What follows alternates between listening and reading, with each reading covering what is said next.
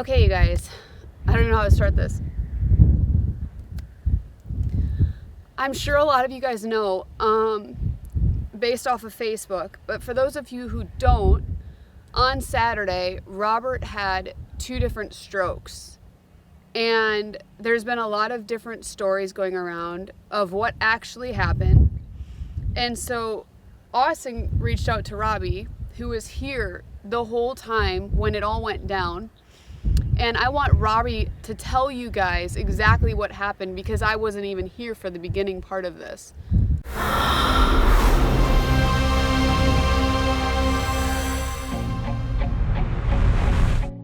So it was like any other day out catching an alligator with Rob. We started in a pond just over here to our left, caught about a 6.5 foot alligator.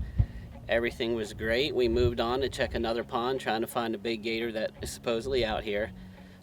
While looking in another pond, 2 sales ladies from the community came over on a 6-seater golf cart and said, "Hey, we can take you right where the big alligator is." So we took a ride over to where we are right now to this pond. Didn't see an alligator. We turned the gator call on. All we had was the gator call and rod. Gator shot off the bank, came out into the water. Rob was able to throw, get a cast right on the gator. We got him hooked. This is actually the hook that caught the alligator that day. Rob had tied this specifically for this alligator. He was so excited to try it out and put it to use. Fortunately, we didn't have anything else over here with us. We were parked across the pond out here in this field, so I got a ride back over to the truck to bring it over so we could go ahead and finish catching this alligator. While doing so, unfortunately, something happened. As I was pulling back up, jumped out of the truck, Rob turned and looked at me and said, "You have to get me to the hospital, something's wrong." I looked at him, I could kind of tell he didn't look right, and I said, "What do you mean?" He says, "I don't know, something's wrong." I walked towards him, he stumbled a little bit like he was gonna fall. He dropped the fishing pole. I was able to reach down and grab it. It still had the alligator attached to it. We had another trapper with us, thankfully, was able to go ahead and get control of the fishing pole so we could get Rob in the truck. Backed out of here, thankfully, for whatever reason, we happened to be here, and the hospital is about 10 minutes from here. We got in the truck, we were able to back out. We got Aria in the truck with us. Pulling out of the community, Rob was kind of rocking back and forth, and before he passed out on me, I started to ask him what was wrong so I could relay the information to the hospital. At that point in time, he still was able to speak. He just said he wasn't sure. He felt dizzy, his head did not feel right, and that's when he started slurring words really, really bad. I'd say overall it took us about 6 to 7 minutes to get to the hospital. About halfway there, he said we had to get there faster. It was getting worse, he wasn't right, and you could barely understand anything at all that he was saying. They called for an emergency in the ER room at the front counter. The doctors came out, he wasn't even able to talk at that point.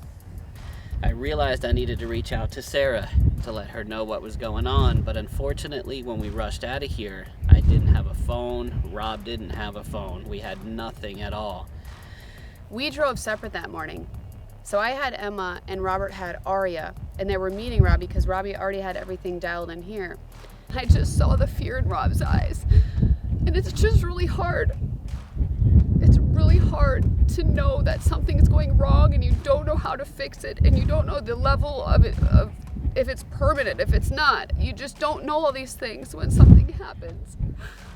So it's really, really scary. When Robert did get moved to the ICU, they took another CAT scan, and it showed that the front of his brain had blood on it.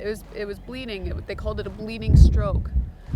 Well, that night at 2:45 in the morning, he wakes up. So Sunday morning, he wakes up and he's seen double. So the clock, there's 2 of them.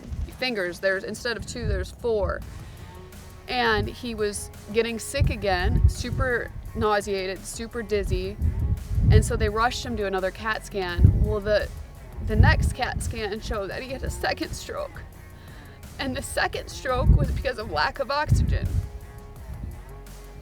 Again, this is just super scary stuff. Robert's a healthy guy. Before all this happened, he didn't eat or drink anything all morning. And when they were on a first gator earlier that day, he caught a gator already with Aria. But then when he heard it could be a bigger gator, he got really excited. He was waiting for me to come. He wanted to film it.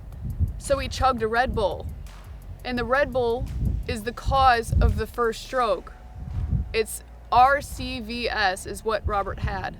There's been so many people who reached out to us and so many people who care for Robert, and it's so touching to see.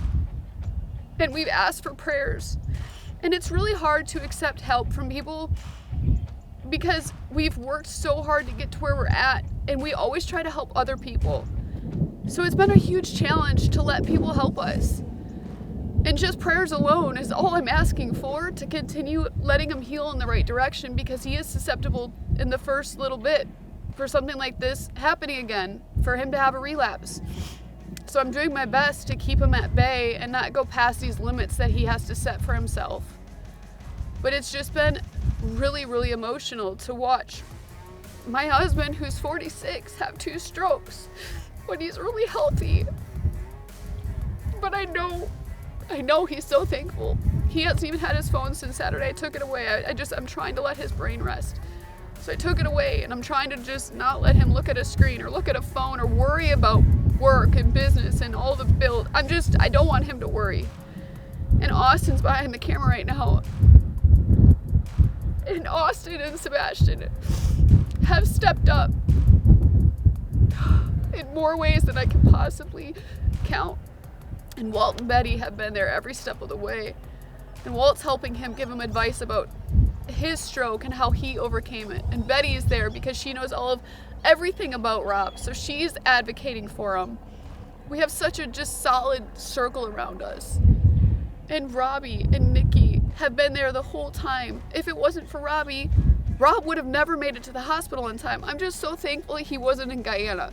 He wasn't away from a hospital. He wasn't in some island somewhere. This could have been so much worse. And I'm just thankful that, yes, it did happen, but God did put the right people in the right place so that it wasn't worse. And I just have to thank all those people, because our support system truly is like so solid. And I'm so thankful for that, because you don't understand how emotional and stressful things are until they happen to you. And you don't understand what other people go through until you go through the same storm. Okay, you guys, so one thing that Robert did ask me to do was come here. This is the hospital that he was admitted to, and it's Cleveland Clinic Hospital up here in Port St. Lucie. And we were just surrounded with an amazing team of doctors and nurses. We had Dr. Babby, who was the head neurologist. Him and his group were phenomenal. He was always bouncing things off of Robert's personal doctor, Dr. Morgan Ponce. And together they made a game plan for Rob. We had Amanda and Michelle and Maria, who are amazing nurses, just to name a few. But what this has taught me is when Aria came here, Aria was the one who gave the nurse my phone number.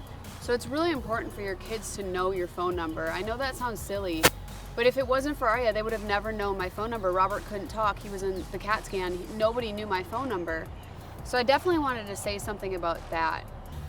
I just really want you guys to know that Robert is so thankful for each and every one of you. And I'm just so grateful that God put us with the right people at the right place and got the help that he needed. So hopefully moving forward we'll have a game plan, but Robert's never had high blood pressure. He's been healthy. Now these are things to monitor, and we'll get there. But he definitely wanted to give the credit where the credit is due throughout this whole process.